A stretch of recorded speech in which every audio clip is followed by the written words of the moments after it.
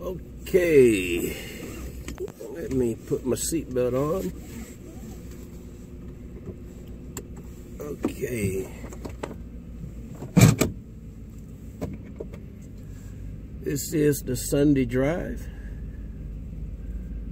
on my way back to the evening service.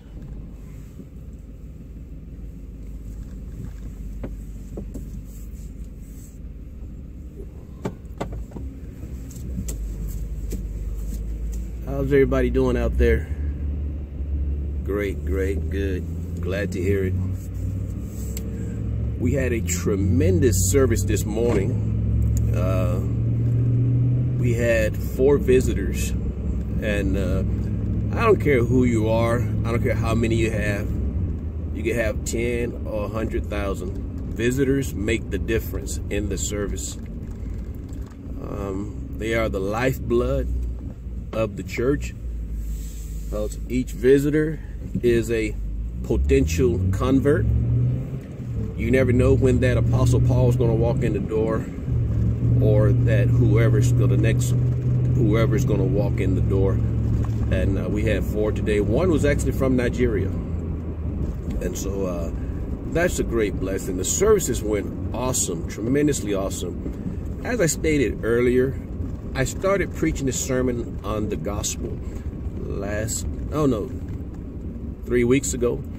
I started preaching a Sunday morning series on the gospel. Oh wow, there's a nice little antique car there. And I was just feeling the need to just preach the gospel. You know, because if you're not careful, you know, you end up preaching on issues, and you got to deal with issues at times. And, you know, you end up preaching on whatever's going on in the news, and you got to address that stuff at times. And you can find yourself preaching everything but the gospel. And so Paul said, preach the gospel. And so I've been preaching the gospel. First sermon was titled just the gospel. Last week I preached the gospel of peace. Today I preached the gospel of the kingdom, and next week I'm going to preach the gospel of Christ. I'm not going to cover the individual gospels like, you know, Matthew, Mark, Luke, and John. Though I think sometimes that's a misprint. It should be Matthew, Marv, Luke, and John. Just kidding. Just kidding. And I've just been preaching the gospel, and it's been going great. After I finish this series on the gospel, I'm going next and preaching a series on the parables. I guess you could say I'm just preaching what Jesus said preach, and then I'm preaching what Jesus preached, the gospel. You'll be surprised how folks will look so much more to service if they know that the sermon is not going to be about them. Because I'm going to let you in on a little secret. People mess up, and people are messed up. You know, people don't walk into the hospital and the doctor say, hey, you're sick. Say, well, no kidding. That's why I'm here, because I'm sick. And if you just preach the gospel, like I said earlier, it'll just give the Holy Ghost that much more room to move and to operate. I promised a young man during our Harvest's homecoming that I was going to mail him off a book. I have many more books, but this particular book is about chess strategy. I'm a chess player, and you know, I'm not bragging or nothing like that. Be it far from me, but I'm one of the best chess players around in the area. You know, if you don't believe me, you know, set it up and prove me wrong. If you think you can beat me in chess, prove me wrong. But I got a friend of mine named Lamont. I got a friend of mine living in another part of the state that would say, no, he's the best. And I'm not gonna mention the other guy's name I beat regular, but his initials are Patrick. I'm a pretty good chess player. And this young man showed interest in chess out of Houston. The young man's out of Houston. And I got so excited. Listen, there's one time I had everything related to chess. I had a chess library, probably about, 15 or 20 books. I had chess sets. I had the tournament set, the carrying case, the digital clock, the analog clock. I probably had about five different tournament sets just by themselves. Ivory chess sets, the whole 9 yards. You name it. I used to travel to compete. I used to go down to you name it. I used to go there. Dallas, South Texas, Austin, College Station, and I used to compete in these chess tournaments because chess has other benefits. People are, oh man, y'all just addicted to chess. No, we're not. We just like to play. That's like, oh man, you just addicted to eating, man. You just addicted to breathing. That's all. No, we're not. And so I sent this young man a chess book because chess is a game of life. The Bible tells us to be on guard against Satan's strategies, but we don't know what strategies are. Well, chess is a book about strategies.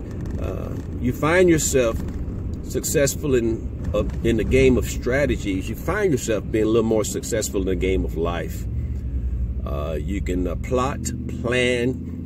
You can plan your victory. You want to have victory in this area. Maybe let's just say financial victory. Well, what's your strategy? That's chess.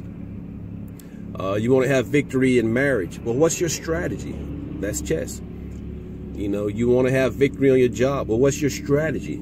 Plan 3, 4, 5 moves in advance, and on your way to victory, you begin to employ the strategy that you use. So chess is a wonderful book. I left them some personal notes in there, and some of my favorite strategies and my favorite openings, and I hope the young man pick it up. All of my boys played chess. All of my boys were in the band, and all of my boys played chess. Why were all your boys in the band? Well, they played football and baseball and other things like that. But I said, son, y'all have to be in the band. In my mind, my logic, my reasoning was, you'll forget the science, you'll forget Pythagorean's theorem, you'll forget the physics and the chemistry. But if you can learn the basics of music and an instrument, you'll always have the ability to minister before God and in the house of God. I was in the band first back in 1970. Okay, sorry about that. My phone died. I had to go plug it up to the charger. But I can still play trumpet today, and I've played in numerous bands in the church and music ministry, worship teams, because I've learned how to play an instrument when I was younger. I want to tell you about this man I met. I was in Walmart a couple of days ago, and every time I go out, I wear a military hat or shirt or jacket or something. It always says Army on it, and or a shirt that says Army or something like that. And it normally sparks some type of conversation. People will say thank you for the service or appreciate you for your service. But normally to strike up a conversation between me and another old soldier. And we'll begin to talk, where were you? When did you sign up? Where were you stationed? Tell me about your overseas, this, that, and the other. And so I'm walking in Walmart, I got my hat on, and I hear somebody say, hey, soldier. And I look to my right, there's this older gentleman, and he's in one of those handicap buggies that you ride around Walmart to put your groceries in, but you can ride around in it. And I said, hey, how you doing? You a soldier? He said, yeah. And I began to ask me, when did I go in? I said, oh, well, I went in 1986, and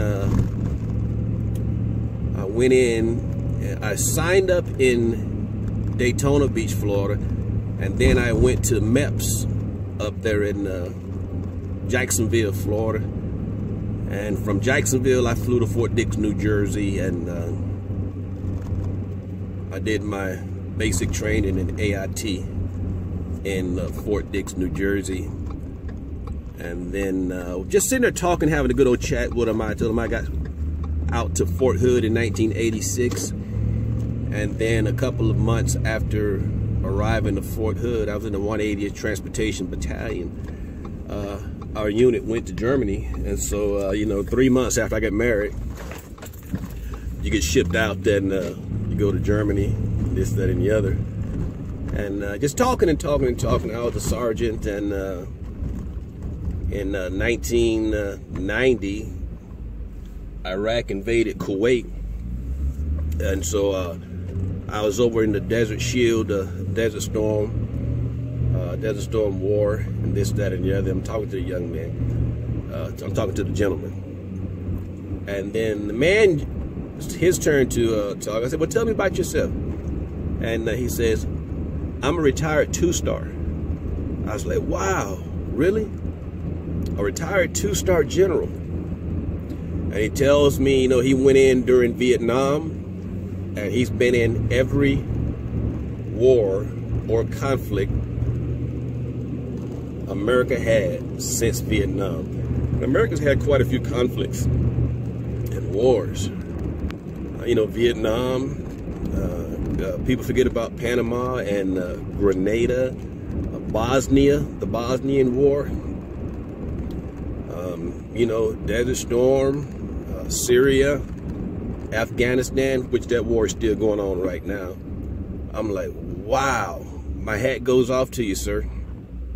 And my hat really did go off to this man. He dedicated 37 years of his life to the military. And I'm thinking about it. And I always want to check with the people about their benefits. A lot of the veterans don't realize that they have a lot of benefits. And a lot of them are not receiving the benefits. So I'll engage them in a conversation about their benefits. Some of them got a financial compensation coming. Some of them got medical benefits coming. Some of them have, housing, loans. You can park at the airport for free if you're over 50%. And I began to talk to this man about his benefits. This man gets $2,000 for Social Security. He gets $3,000 from the VA for his disabilities and the brokenness that's taking place in his body, physically and mentally. And he gets $17,000 just his regular compensation for being a retired 2-star. This man gets over $22,000 a month in financial compensation just for being a part of the Army. $22,000 a month. And I began to think about that, and I'm going to put together a sermon about that. We hear about that amount of money, and we're like, wow, I wish I had that. I could do something with that. Well, that man paid a price for that. He's not just giving it to him. He paid a price. If you'll pay a price, maybe you sacrifice now and pay a price. Maybe just be faithful year in, year out, and your tithe and your offering and giving to the Lord. You just be faithful.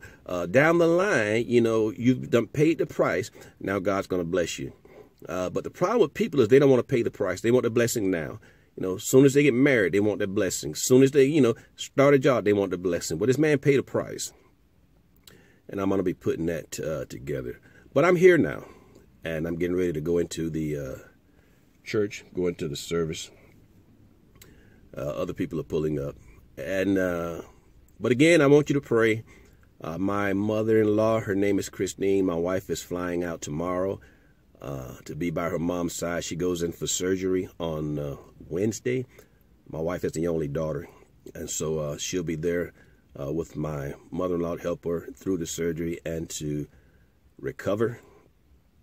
You know how it is when you're the only daughter. And she only has 2 children, 1 daughter and 1 son. So my wife will be going on. So keep that in your prayers.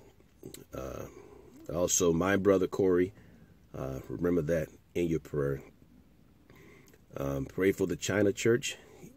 Not only do I have a heart for souls and Chinese souls, I've preached over there in Foshan. I preached 1, 2, 3 different churches over there. And so, but also pray for Patrick and Felicia. I'm not ashamed to say that he's a good friend of mine. He's all right. He's all right. Patrick and Felicia Johnson. So pray for them. And we're praying for you. Pray for our churches, the baby churches in Belton, Mike and Jennifer Solis, Waco, Dwayne and Teresa Massey. Pray for Wayne and Diane Nickerson in Mobile, Alabama. God to give them fruit, lasting fruit. God to help them as they endeavor to do the work of God. and pray for one another. And so that's all. That's the Sunday drive. I'll talk to you guys later. Bye-bye.